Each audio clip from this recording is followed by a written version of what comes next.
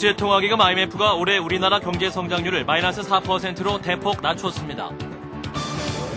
연쇄살인 피의자 강호순이 7번째 범행 후에도 추가 범행을 시도했던 것으로 드러났습니다. 북한이 대포동 2호 장거리 미사일 발사를 준비하고 있는 것으로 관측돼 한미 정보당국이 긴장하고 있습니다. 대한축구협회가 FIFA에 2018년 또는 2022년 월드컵 유치 의사를 밝혔습니다. 이상은 이 시간 주요 뉴스입니다.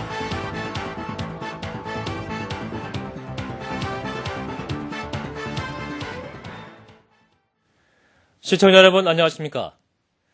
국제통화기금 IMF가 올해 우리나라 경제 성장률을 G20 국가 가운데 가장 낮은 마이너스 4%로 대폭 하향 조정해서 발표했습니다. 기획재정부에서 윤석재 기자입니다.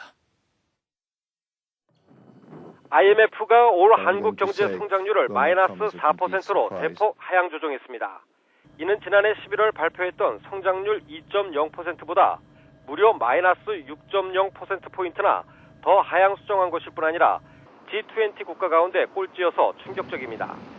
IMF는 오늘 발표한 G20 국가 경제 전망에서 한국 경제가 올해 마이너스 4%로 성장이 위축된 뒤 내년에는 플러스 4.2%로 반등할 것으로 전망했습니다.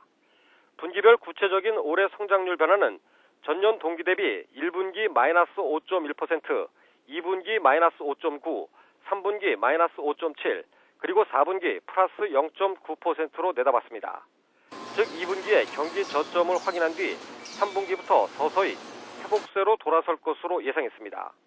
IMF는 한국 경제 전망을 대폭 하향 조정한 이유로 세계 경제 위축에 따른 수출 급감과 내수 위축을 들었습니다. 한편 IMF는 올 세계 전망 역시 지난해 11월 2.2%에서 2차 세계대전 이후 최저치인 0.5%로 수정했습니다. CBS 뉴스 윤석재입니다. 7명의 부녀자를 연쇄살해한 강호수는 지난해 말 독신자 모임에서 만난 40대 여성을 감금한 뒤 추가 범행을 시도했던 것으로 드러났습니다. 조은정 기자입니다. 경기지방경찰청 수사본부에 따르면 강호수는 지난해 12월 31일 평소 알고 지내던 한 여성의 소개로 안양에서 열린 독신자들끼리의 모임에 나갔습니다. 자신을 포함해 남성 6명, 여성 3명이 만난 이 모임에서 강호수는 47살 A씨를 따로 불러냈습니다. 강호수는 A씨를 집에 데려다 준다며 경기도 시흥의 한 바닷가에 도착한 뒤 모텔로 데려가려 했지만 A씨가 거부하자 차량에 새벽까지 감금했습니다.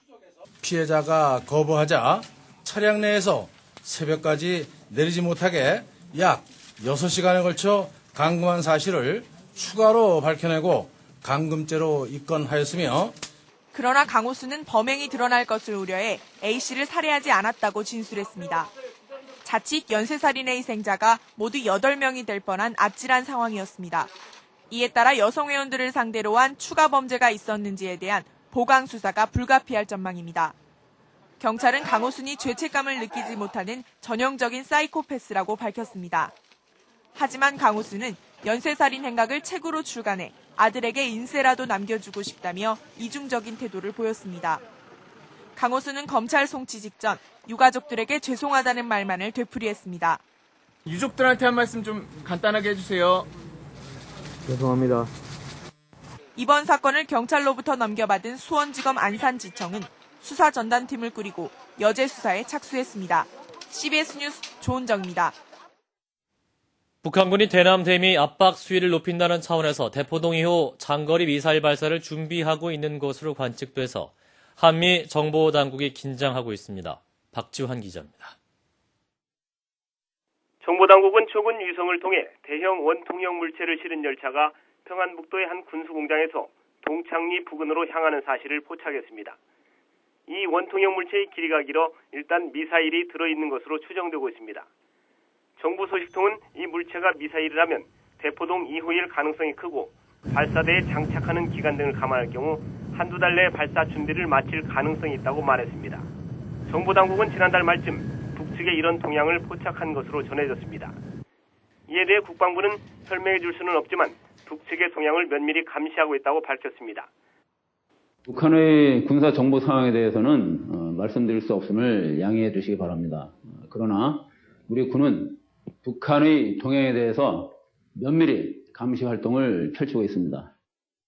북한이 미사일 발사 준비에 나선 것이 사실이라면 그 의도는 우선 미국을 겨냥했을 가능성이 커 보입니다. 오바마 정부의 관심을 끌어 북핵 문제와 미사일 등 안보 현안을 포괄적으로 협상하자는 신호로 분석되는 것입니다. 아울러 대남 압박을 높여나가는 수순으로도 해석되고 있습니다. CBS 뉴스 김선경입니다. 이명박 대통령이 오늘 오전 오바마 대통령 취임 이후 첫 전화 통화를 갖고 북핵 문제 해결과 세계 경제 위기 극복을 위한 협력 방안을 논의했습니다. 15분간 이루어진 이번 통화에서 오바마 대통령은 북핵 문제와 관련해서 6자 회담을 통한 공조의 중요성을 강조했고, 이에 대해 이명박 대통령은 북핵 문제에 미국의 새 행정부가 단호한 의지를 보여준 것에 감사를 표시했습니다. 특히 오바마 대통령은 한미 동맹의 중요성을 강조하면서 이달 중순 힐러리 클린턴 국무장관의 방안에서 여러 현안에 대해 심도 있는 협의가 이루어지기를 바란다고 말했습니다. 한나라당 홍준표 원내대표는 2월 임시국회에서 방송법 등 쟁점 법안 처리와 함께 필리버스터, 즉 의사 진행 방해 제도를 도입할 용의가 있다고 밝혔습니다. 국회에서 곽인숙 기자입니다. 한나라당 홍준표 원내대표는 오늘 국회 교섭단체 대표연설에서 미디어 관련법과 금찬분리 완화 등 쟁점 법안 처리를 강조했습니다. 정부와 여당은 이번 임시국회에서 미디어법을 비롯한 출정제 폐지, 검산분리 규제개혁 법안 등을 통과시키고자 합니다. 홍준표 원내대표는 미디어 산업발전 법안은 MBC나 KBS, ETV의 민영화와 관계가 없다며 언론장악 운운은 한마디로 시대착오적인 주장이라고 비난했습니다. 홍 원내대표는 특히 국회 폭력과 관련해 야당이 원할 경우 필리버스터, 즉 의사 진행 방해 제도를 도입할 용의가 있다고 밝혔습니다. 한나라당은 합리적인 필리버스터 제도를 도입할 용의도 있습니다. 홍 원내대표는 용산 참사와 관련해서는 도시분쟁 조정위 설치와 외부 감사제 도입 등 제도적 개선책을 마련하는 것이 우리 정치권의 몫이라고 강조했습니다. 홍 원내대표는 남북관계 경색과 관련해서는 대화만이 유일한 방법이라며 국회 남북관계 특위의 본격 가동을 제안했습니다. 국회에서 CBS 뉴스 곽인숙입니다. 한국이 2018년이나 2022년 월드컵을 유치하겠다는 뜻을 밝혔습니다. 대한축구협회는 국제축구연맹 FIFA에 2018년 또는 2022년 월드컵 유치 의사를 공식 전달했다고 오늘 밝혔습니다. 현재 아시아권에서는 일본, 인도네시아, 카타르, 유럽에서는 잉글랜드, 스페인 등 무려 20여 개국이 월드컵 유치 의사를 밝힌 상태입니다.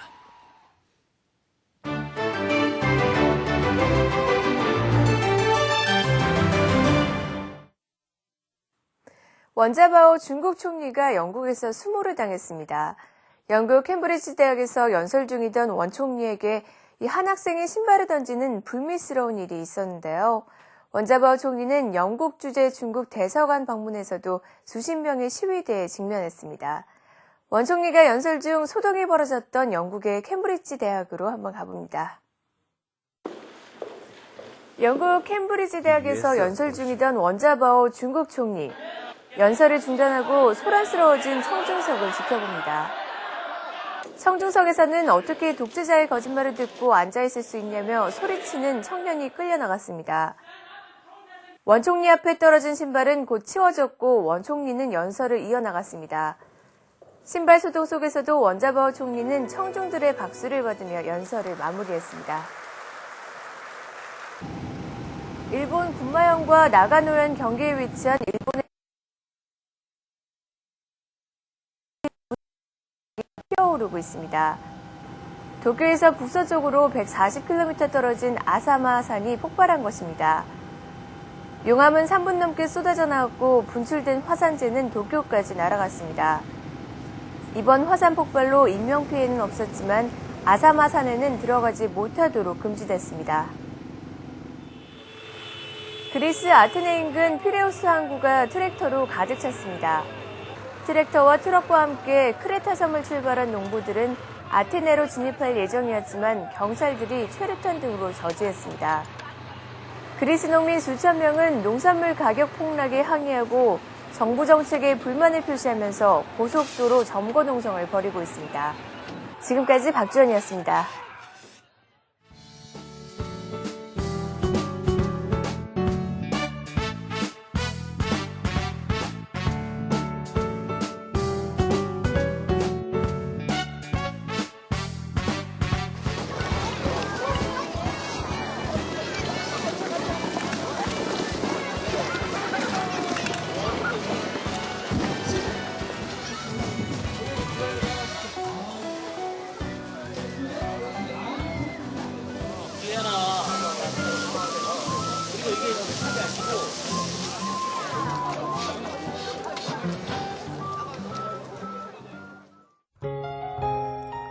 날씨입니다. 입춘인 내일은 고기압의 가장자리에 들어서 전국에 가끔 구름이 많겠습니다.